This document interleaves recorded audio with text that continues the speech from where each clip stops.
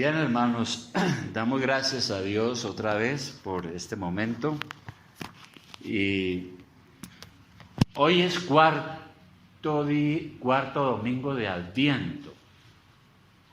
Para los que no saben, toda la temporada de Adviento, que quiere decir advenimiento, en algunas iglesias, sobre todo en Europa, las iglesias protestantes, se celebra esta temporada y por eso ahí cada domingo se prende una vela. Como hoy es el cuarto domingo previo a la recordación del nacimiento de Jesús, por eso se prende, por eso los adornos de las coronas. Por ahí el domingo había uno preguntando, oiga, a una hermana le dijo, oiga hermana, cuénteme una cosa, ¿y qué significan esas coronas? Y la hermana no supo decir y dijo, pregúntenle al pastor. pero mire hermano, las coronas es victoria, es triunfo, es corona, en el caso de nuestro Señor y Salvador, ¿no? Y hay unas cosas tradicionales, por ejemplo esto de las flores rojas se conoce como la flor de Navidad, no sé por qué. Yo lo conozco como el helecho, por allá en el campo. Yo no sé, en fin. Pero bueno, estamos alegres porque estamos recordando a nuestro Señor y hoy es el último domingo de esta recordación de esta temporada. Y por eso, hermanos, también quería hablar algo sobre el tema de la venida de nuestro Señor y complementar lo que dijo el hermano en la escuela dominical, el hermano Edward. Y vamos a usar como texto Juan 1:14. Y claro, tenemos varios versículos para examinar esta mañana. Pero iniciemos con Juan 1:14.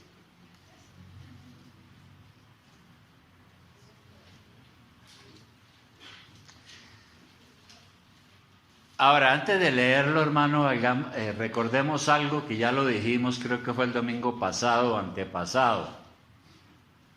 Nosotros tenemos que tener claro la doctrina de la encarnación, muy clara, ¿no es cierto? Porque hoy en día hay muchas ideas rarísimas, aún entre las mismas iglesias. Hay ideas extrañas sobre Cristo, sobre muchas cosas.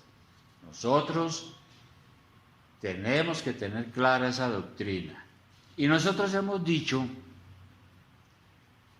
por ejemplo, lo que dice arriba en Juan 1:1, antes de leer el versículo que anuncié. Dice, en el principio era el verbo y el verbo era con Dios y el verbo era Dios. Y hemos venido recordando y leyendo la palabra y diciendo que antes que nada existía, no había nada. En la eternidad ya estaba y ya existía Dios. Y también existía el verbo. ¿Y quién es el verbo? La palabra verbo en el griego traduce, que hay una palabra que es logos, traduce palabra. Verbo, palabra es lo mismo. El verbo o la palabra de Dios existía desde antes de la creación y era Cristo. Un poco de cosas un poco difíciles a veces para algunos de entender y muchas veces difíciles de explicar y tal vez no lo podamos explicar bien y no lo podamos entender. Muchas cosas no vamos a entender en este mundo de la palabra de Dios. Pero dice que ese verbo o palabra creadora era Cristo, el Hijo de Dios que estaba antes con el Padre desde la eternidad y era Dios. Entonces, Cristo es el verbo de Dios y expresa el pensamiento de Dios. Cristo era la palabra creadora antes de encarnarse, en la eternidad. Ahora, ya en el Antiguo Testamento, los creyentes sabían que el verbo era Dios, Era el Cristo que había de venir y era una persona. Era una persona. No era el logos de los griegos, que era una energía, que era una fuerza, no. El Verbo es una persona que está con el Padre y que creó el mundo. Por eso se le llama el Verbo o la palabra. Bien. Por ejemplo, en el Salmo 33:6, vamos a mirar para entender un poco esto. En el Salmo 33:6, Salmo 33:6.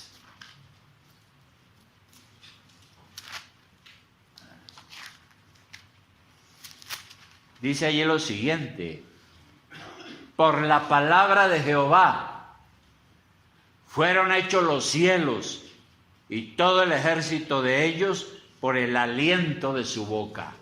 Eso es el Verbo. Ese es el Verbo, la palabra de Dios, por la cual fueron creadas todas las cosas. Pero hay una gran revelación también en otros pasajes de la Escritura. Proverbios 8:22.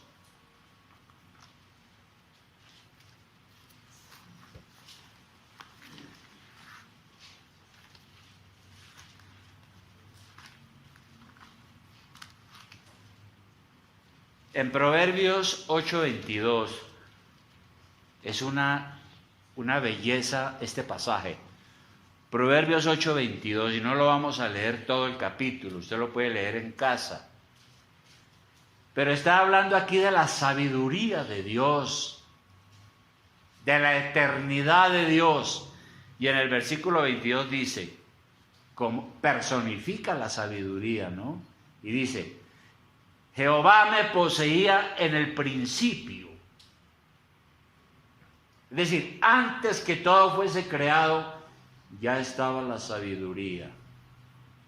Estaba el Verbo de Dios. Jehová me poseía en el principio, ya de antiguo, antes de sus obras. Eternamente tuve el principado desde el principio.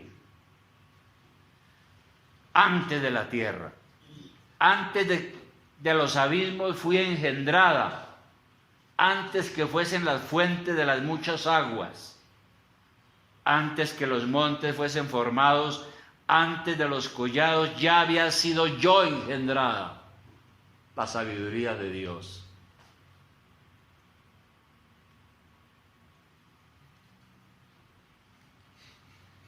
No había aún hecho la tierra ni los campos, ni al principio del polvo del mundo. Cuando formaba los cielos, allí estaba yo. Cuando trazaba el círculo sobre la faz del abismo, cuando afirmaba los cielos arriba, cuando afirmaba las fuentes del abismo,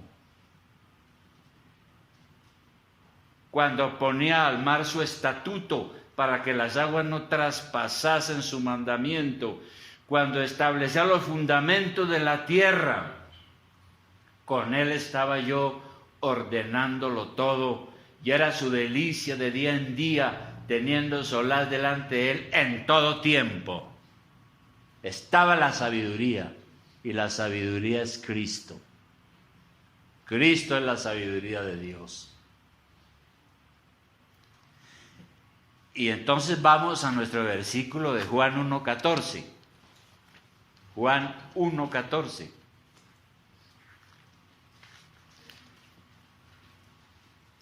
Ese verbo que estaba por el cual fue creado los cielos y la tierra, ¿qué dice el versículo 14? Dice, y aquel verbo, esa sabiduría, la palabra de Dios, que es Cristo mismo, ese verbo, fue hecho carne y habitó entre nosotros y vimos su gloria, gloria como del unigénito del Padre, lleno de gracia y de verdad. ¿Está claro allí? Ahora, el hermano en la escuela dominical habló acerca de este asunto. Todo esto es un misterio, ¿no es cierto? Es una revelación de Dios. Pero en la escuela dominical el hermano Edward hablaba de que las escrituras nos revelan que en Dios hay tres subsistencias, tres personas. el Padre, el Hijo, que estaba antes de la eternidad, o sea, el Logos o el Verbo, y el Espíritu Santo, ¿no? Todos tres son distintas personas, pero son el mismo Dios, ¿no? Y la segunda persona de la Trinidad vino a este mundo y tomó una naturaleza humana, sin dejar de ser Dios. Por eso Jesucristo es una persona divina y humana a la vez. ¿Quién entiende eso? Es un misterio. Un misterio. ¿Y qué es un misterio? Un misterio es aquello que nosotros no podemos conocer por los medios naturales, ¿no? Hay cosas aquí que son a veces indescifrables y las investigamos y descubrimos qué son. Pero el misterio de Dios y de la Trinidad es difícil. Y solo lo da a conocer es la revelación de Dios. Ahora, desde que el Señor vino a este mundo, la historia cristiana nos dice que muchos trataron de explicar ese misterio. Y en su afán de explicar ese misterio, lo que hicieron fue inventarse doctrinas falsas y herejías.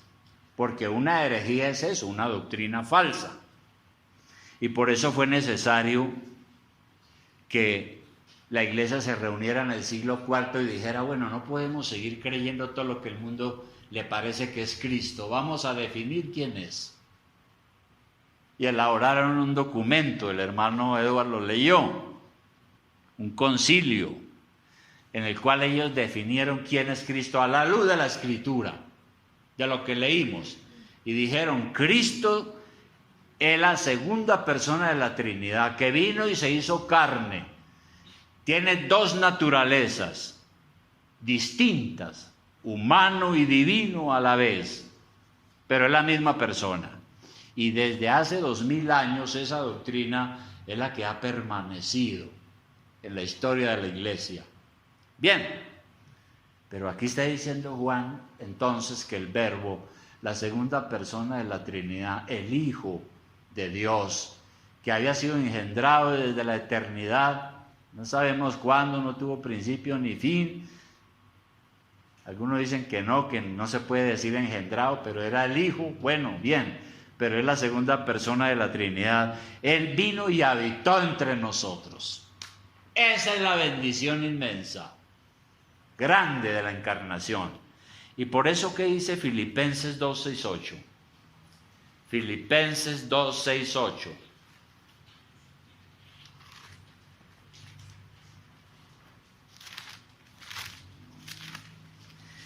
Filipenses 2, 6, 8 nos amplía este asunto. Porque ¿qué dice allí? Filipenses 2, 6 al 8. Dice que Cristo Jesús, dice, el cual siendo en forma de Dios, no estimó el ser igual a Dios como cosa a que aferrarse, porque Él estaba en la gloria del Padre, desde antes, sino que se despojó a sí mismo tomando forma de siervo, hecho semejante a los hombres. Y estando en la condición de hombre, se humilló a sí mismo, haciéndose obediente hasta la muerte y muerte de cruz. Entonces nuestro Señor deja la gloria, por mandato del Padre viene, nace de una virgen, es Dios hecho hombre, Dios que se encarna. Qué inmensa bendición tan grande. Vivió humanamente como cualquiera de nosotros. ¿Y por qué fue necesaria esa encarnación? ¿Por qué Dios inventó eso así de raro? ¿Por qué Dios no nos salvó de otra manera? ¿Por qué Dios no se inventó otra manera, no esa manera? Envía a su propio Hijo aquí a este mundo y luego lo crucifican. El asunto, hermano, es que si Jesucristo, si el Verbo no se hubiera hecho hombre, no hubiera habido salvación tampoco. En Romanos 5:12 está la explicación. La Biblia se explica ella misma sobre todos estos temas. En Romanos 5:12, ¿qué dice? Todos en su Biblia. Romanos 5:12. ¿Qué dice allí? Dice, por tanto, dice el apóstol, como el pecado entró en el mundo por un hombre, ¿cuál? Adán, ¿no? El pecado entró por Adán, y por el pecado la muerte, así la muerte pasó a todos los hombres por cuanto todos pecaron, porque es que Él es nuestro Padre. Los teólogos hablan de es la cabeza federal, la cabeza representativa. Él pecó y todos pecamos, y Él murió y todos morimos con Él. Está con mucha claridad. Y luego, si nosotros vamos al 19, dice lo siguiente: porque así como por la desobediencia de un hombre los muchos fueron constituidos pecadores, así también por la obediencia de uno los muchos serán constituidos justos. Poniéndolo en un lenguaje muy popular. Es como si el Hijo de Dios hubiera dicho, bien, todo esto es un fracaso. Ahora Dios, desde luego, Dios lo sabía que todo lo que iba a pasar porque Él mismo lo permitió.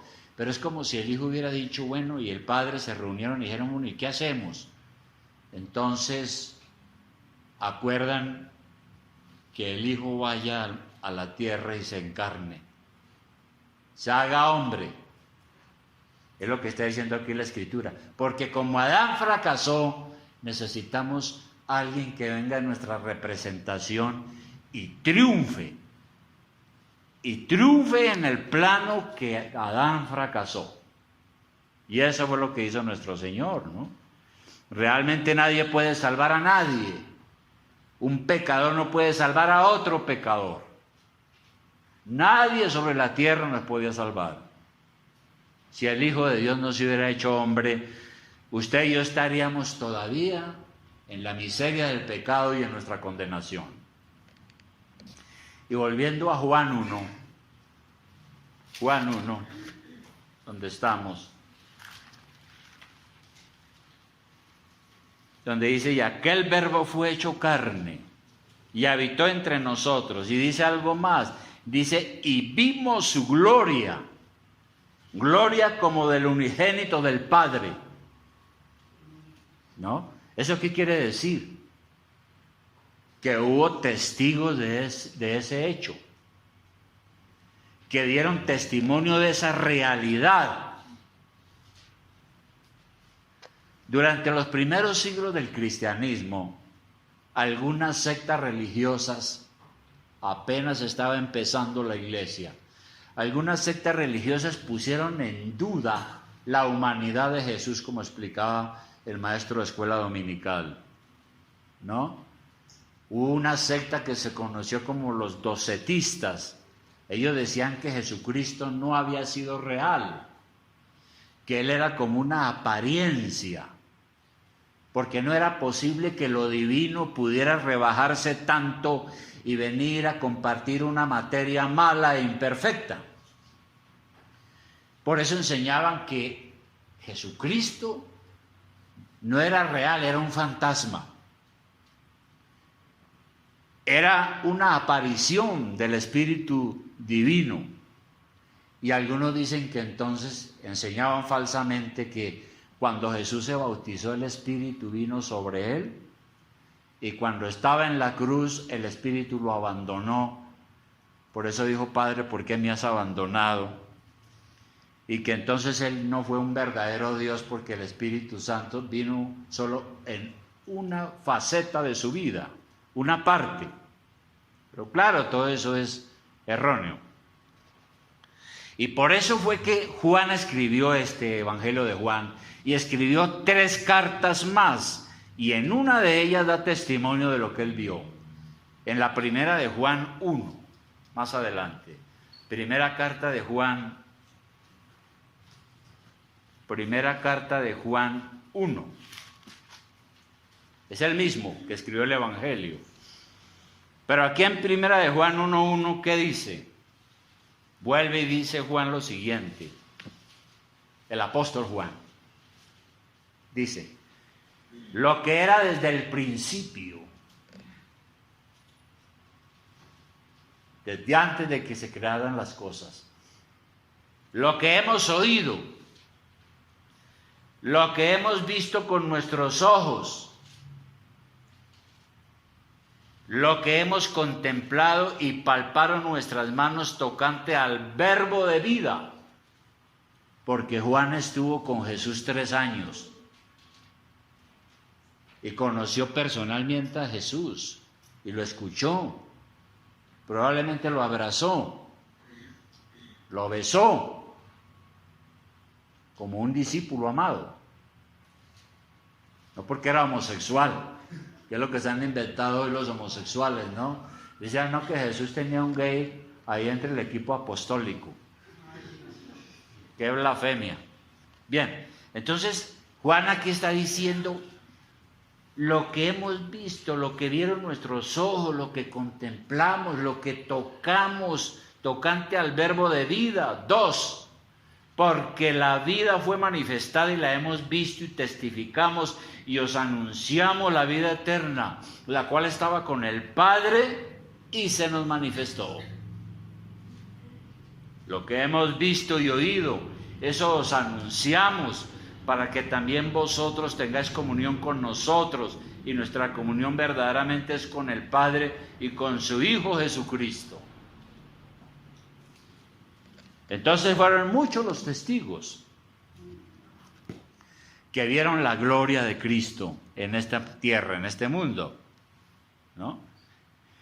¿Y qué quiere decir que vieron la gloria? Como leímos ahora en Juan 1:14, cuando dice, y vimos su gloria. Vieron su gloria. La gloria de Cristo significa pues todo lo que Él es, su excelencia, su divinidad, todas sus perfecciones personales. Ellos fueron testigos de que el Hijo de Dios se encarnó y vieron su gloria. Además de eso, vieron que el Hijo de Dios era glorioso porque compartieron mucho de su divinidad. Él manifestó sus atributos, su omnipotencia, su bondad, su sabiduría.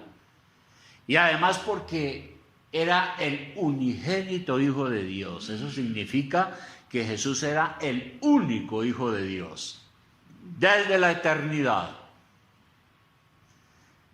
Él ya estaba y vino y se encarnó, pero existía con el Padre desde antes de la creación. Y entonces Cristo es glorioso porque Él es moralmente perfecto. ¿Qué dice Primera de Pedro 2:22? Primera de Pedro 2:22. Hablando de Jesús, de Jesucristo. ¿Qué dijo el apóstol Pedro? Que fue otro que estuvo con Jesús. Dijo lo siguiente, dijo, hablando de Cristo, dice, el cual no hizo pecado, ni se halló engaño en su boca. No hizo pecado. Porque es que por ahí hay unas herejías que dicen que esas películas de Hollywood, de La Última Tentación de Jesús, y que una de las novias había sido María Magdalena, y un poco de herejías terribles. Todo eso es falso. Jesús nunca cometió pecado, porque era Dios también, aunque era hombre y fue tentado, pero venció la tentación y el pecado, donde Adán fracasó y donde nosotros fracasamos muchas veces. Así que todo eso tuvo el Señor: mansedumbre, santidad, bondad, todos estos atributos. Y Cristo es glorioso finalmente porque Él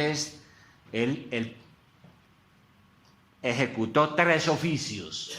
Profeta, es el último de los profetas que entregó el mensaje de Apocalipsis. es sacerdote, el sumo sacerdote verdadero, porque Él derramó su sangre en la cruz y es nuestro mediador, por Él recibimos el perdón de nuestros pecados. Y es rey, porque Él es ahora el Rey de Reyes y Señor de Señores, ascendió a los cielos, está allí, intercede por nosotros, intercede por la iglesia. Él es el Señor supremo del universo. Y así lo hemos conocido en las Escrituras. Él es nuestro Señor. Y eso también lo vieron y lo entendieron los apóstoles y muchos otros. Y por eso dijeron ellos, vimos su gloria. Nosotros vimos su gloria. Nosotros hoy también podemos decir que hemos visto a Cristo. Que hemos visto la verdad acerca de Cristo, acerca de su muerte en la cruz por nuestros pecados, la verdad acerca de la conversión y todas las experiencias que tenemos nosotros de salvación en Cristo. Con esas experiencias podemos decir que nosotros también conocemos a Cristo, hemos visto a Cristo, lo entendemos. Y lo único que impide que nosotros veamos esa gloria de Cristo es la incredulidad. Eso sí es terrible. La incredulidad es lo que no deja conocer al Señor. Y eso lo dice la Escritura en Juan 5:18. Juan 5:18. Los judíos no creyeron en el Señor. Muchos no creyeron en el Señor por la incredulidad. En Juan 5:18, ¿qué dice? Dice, por esto los judíos aún más procuraban matarle, porque no solo quebrantaba el día de reposo, sino que también decía que Dios era su propio Padre, haciéndose igual a Dios. Los judíos dijeron, ¿quién es este? ¿Cómo así que es hijo del Padre Celestial? Entonces es igual a Dios. Este es un farsante. Matémoslo. Porque se lleva a la gente, es un demagogo. Y eso no se puede. Ahí en Juan, más adelante en capítulo 7, versículo 28, Juan 7, 28, dice lo siguiente.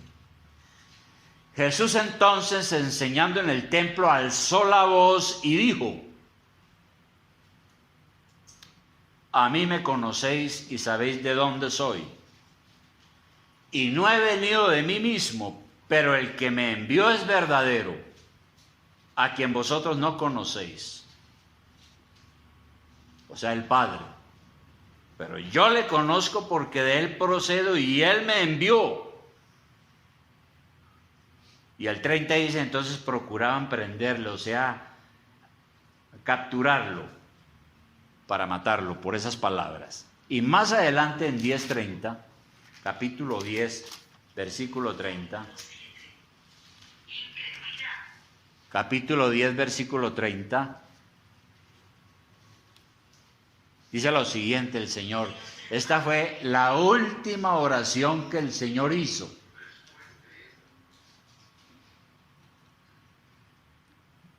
Dice, yo y el Padre uno somos, dijo Jesús.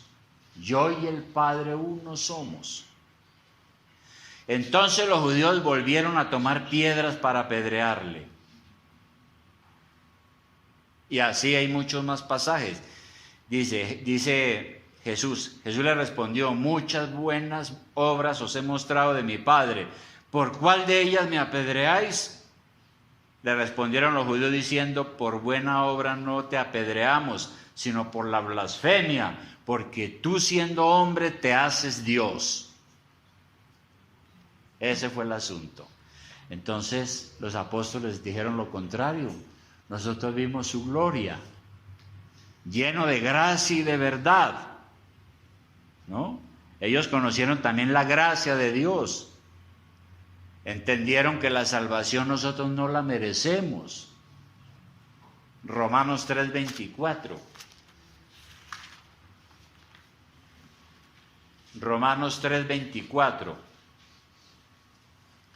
Usted no merece la salvación, hermano. Usted merece el infierno, yo también. Porque nosotros no somos buenos, somos pecadores. Pero Cristo es la revelación de la gracia de Dios.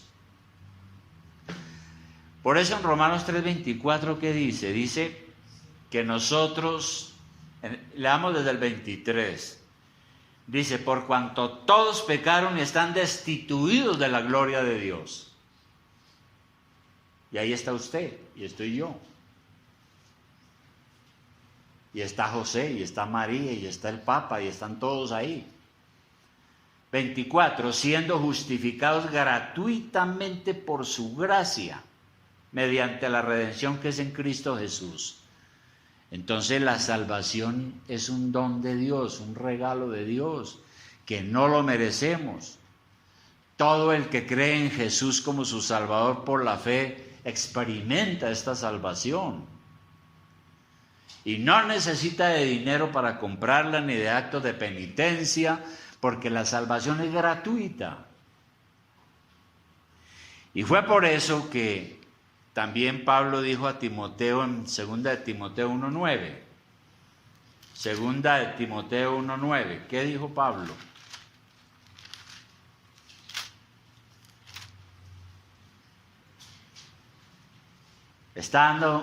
Pablo está dando aquí testimonio. 2 de Timoteo 1:9. Dice,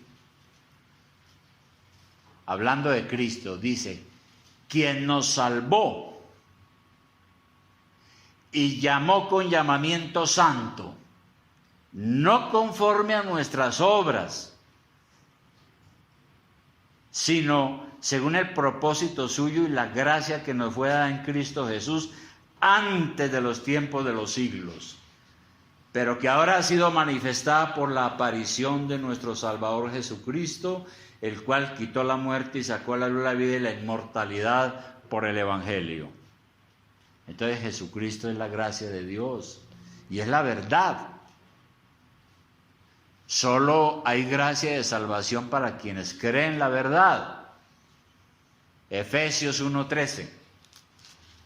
Estos pasajes, hermanos, son importantes mirarlos porque afirman lo que estamos diciendo. Pero en Efesios 1:13, ¿qué dice? Efesios 1:13 dice, en Él, o sea, ¿en quién? En Cristo. También vosotros, habiendo oído la palabra de verdad, el evangelio de vuestra salvación, y habiendo creído en Él, fuisteis sellados con el Espíritu Santo de la promesa.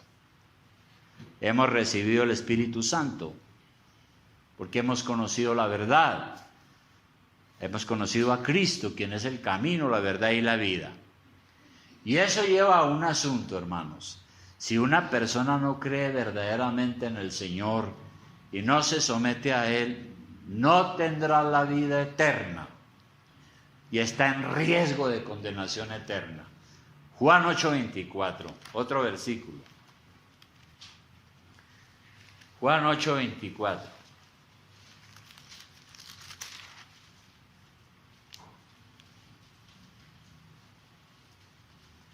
¿Qué le dijo Jesús aquí a los judíos incrédulos? Juan 8:24.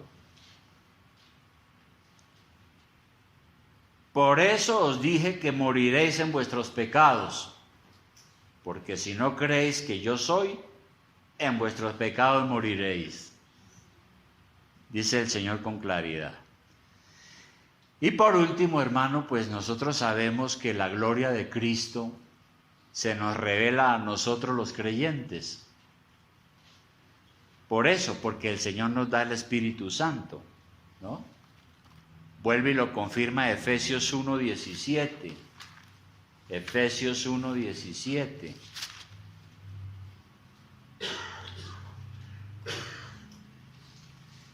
¿Qué dice Efesios 1:17? Esta era una oración permanente del apóstol por la iglesia. Dice lo siguiente: para que el Dios de nuestro Señor Jesucristo, o sea, el Padre de gloria, os dé espíritu de sabiduría y de revelación en el conocimiento de Él, alumbrando los ojos de vuestro entendimiento, para que sepáis cuál es la esperanza a que Él os ha llamado y cuál es la riqueza de la gloria de su herencia en los santos. Entonces, Cristo se comunica a nosotros mediante el Espíritu Santo y por eso nos da una nueva naturaleza. Por esa nueva naturaleza nosotros llegamos a ser nuevas personas. Las cosas viejas van pasando. Es decir, las inclinaciones malas y pecaminosas van desapareciendo y todo empieza a ser nuevo. Toda la vida se torna mejor. ¿Por qué? Porque la gloria de Cristo nos es revelada por el Espíritu Santo y llegamos a conocerlo y creemos en Él. Conclusión, hermano, a esto. El Verbo, el Cristo, el único Hijo de Dios, vino y se hizo hombre. Testigos vieron su gloria. Y eso está escrito acá. Nosotros también hemos conocido al Señor desde el momento en que creímos. Por eso en Juan 1, Primera de Juan, perdón, no, ya les digo.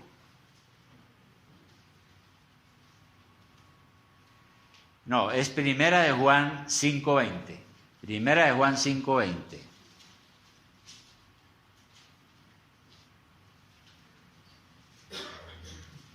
Primera de Juan 5:20. ¿Qué dice? Dice, pero sabemos que el Hijo de Dios ha venido y nos ha dado entendimiento para conocer al que es verdadero, y estamos en el verdadero, en su Hijo Jesucristo. Este es el verdadero Dios y la vida eterna. Conocemos a Cristo porque hemos conocido su gracia, la hemos experimentado, y esto es lo que nos ha movido a seguir al Señor. Hermano, yo no estaría aquí parado hablando estas cosas hoy si no hubiera tenido esa experiencia. Nosotros no aceptamos ninguna otra verdad. Cristo es la verdad. Entonces, hermano, tengo una pregunta. ¿Usted ha conocido verdaderamente a Jesucristo como su Salvador personal? Muchos pueden decir, sí, yo sí, lo felicito. Otros dicen sí, pero no es cierto. Y otros dicen sí porque hay una confusión en su mente, ¿no? Usted le pregunta a la mayoría de la gente que si conoce a Cristo, y dicen que sí. Pero mire, hermano, si eso es cierto, entonces usted ha tenido una experiencia genuina de salvación. Y si usted ha tenido una experiencia genuina de salvación, podemos decir que usted ha visto a Cristo. Lo ha experimentado en su vida. Lo ha visto en las Escrituras. Ha visto la mano de Dios en su vida. De muchas formas. Entonces usted conoce al Señor. Ha visto su gloria. Va camino al cielo. Pero si no es cierto, usted está en problemas. Porque tal vez usted aún no ha creído en verdad. Y el problema, hermano, es que ahí las iglesias están llenas de personas que no han creído en verdad.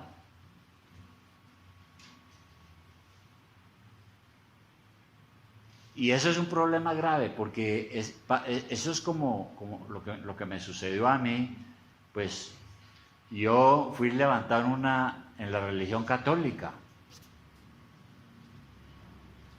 Y entonces me enseñaron a que yo dijera que era cristiano. Y en la escuela me enseñaron un catecismo que, me acuerdo del catecismo del padre Astete, que decía, una pregunta decía, ¿soy cristiano? Y la respuesta era, sí, soy cristiano, por la gracia de Dios. Eso se lo han hecho repetir a todos los católicos en este país. Y entonces va uno creciendo, hermano, y empieza a despertar toda su naturaleza humana, ¿no? Toda la pecaminosidad que traemos de Adán empieza a despertarse. Y empieza uno a cometer cosas malas y pecados, y llega a los 14, los 16, los 18 años, los 20 años, y empieza uno a pecar de muchas formas, pero yo soy cristiano. Mi mamá me bautizó, y mi papá, y renunciaron a Satanás. Pero una vida en el pecado no es la vida de un cristiano. Ese es el gran problema que tenemos. Mucho nominalismo religioso, pero no una verdadera experiencia con Cristo. Y por eso decimos que si no hay una verdadera experiencia de salvación, hay problemas. Porque tal vez no se ha creído de verdad en el Señor. ¿Y qué hay que hacer para eso? Usted debe recibir al Señor en su corazón como su Salvador. Tiene que hacerlo. No decir, no es que a mí me llevaron desde pequeñito al templo. No es que mi papá y mi mamá me llevaban cuando yo era chiquito y entonces yo... No, nada de eso sirve para nada, hermano. Usted debe de acudir a Cristo personalmente y debe de pedirle perdón. Perdón por todo, por su mala vida, por sus pecados, con la esperanza de que Dios tenga misericordia de usted y lo perdone. Y usted entonces pueda realmente conocer la salvación, realmente conocer quién es Cristo. Y realmente el Espíritu Santo ilumine su mente y cambie su vida y usted reciba una nueva vida. Eso es salvación. Si no hay eso, no hay nada. Así vaya todos los días a la iglesia. Y por eso la pregunta, ¿usted ha conocido verdaderamente a Jesucristo como su Salvador personal? Porque finalmente es una experiencia personal con el Señor. Cuando se llega a ser hijo de Dios, cuando se llega a recibir el verdadero perdón de Dios. De resto es una cosa que no es real.